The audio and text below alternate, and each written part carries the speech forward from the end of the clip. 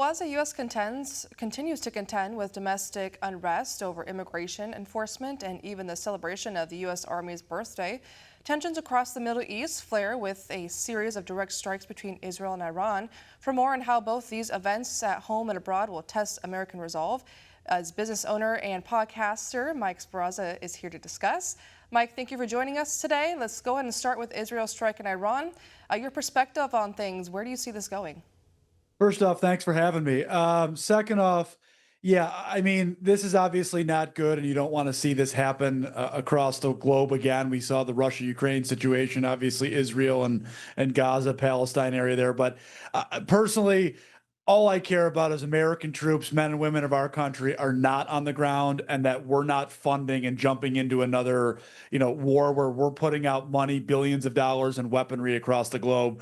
We need to focus on what's going on at home, and I know we're going to talk about that in a moment. We have enough issues here at home. I don't want to get involved in further conflicts across the globe. And Iran has also said while they did fire back after Israel's attack, they were reportedly not planning to do anything over the weekend. Do you think this Iran will still hold talks with the U.S. and come to an agreement? Well, I think obviously a place like Iran, we can't really trust the words that come out of their leadership. I wouldn't personally. And Trump's a smart guy; he knows better.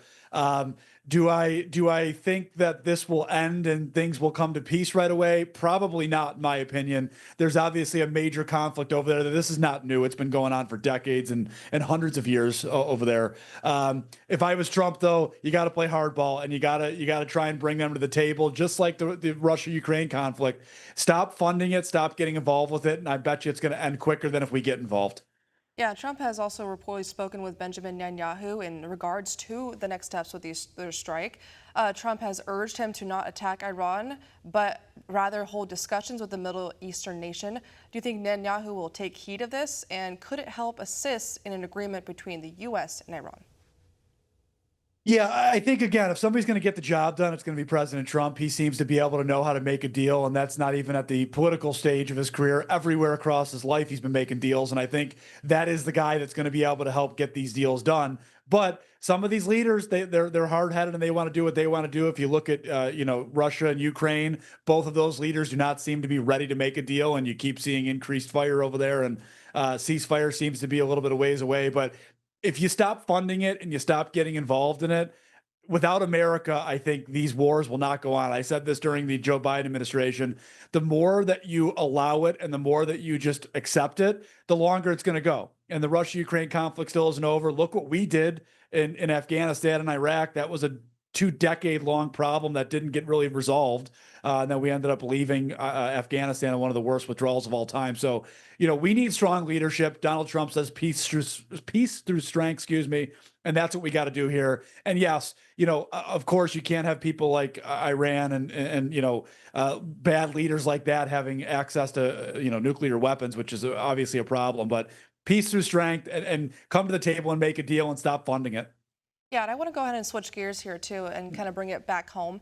In addition to immigration riots across America, activists are planning what they call a No Kings national protest, which is taking place today, actually.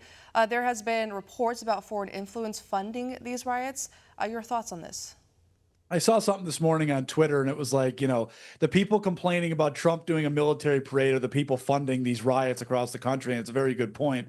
Um, yeah, I mean, I don't know when we got lost in America, where America wasn't good enough anymore, and we want to put other countries' flags inside our country. America is the single greatest country that's ever been around, and more people need to respect and love the country that gives them the freedom to speak and have their own opinions. I don't understand where this happened and now why, we're protesting in LA and we're protesting with Mexican flags.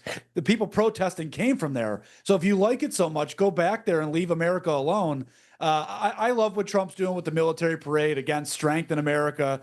And we should love this country. If you live in this country, love this country. Even with Joe Biden, I did not like Joe Biden. I did not like the administration, but I was still proud to be an American and always will be. We are the single greatest country in the world, and that will never change as long as we have the right leadership and people inside this country that truly love the country, that gives them the freedoms that we have. Most definitely. Well, Mike Sbaraza, thank you. Have a great week. For all our viewers asking where One America News is heading in the future, we would like to introduce you to OAN Live. OAN Live is the best way to stay up to date on all of the hard-hitting, straight-shooting, national and international headlines. And the best part is, OAN Live is only $4.99 per month. All the credible, honest, unbiased reporting One America News offers at a fraction of the cost of cable.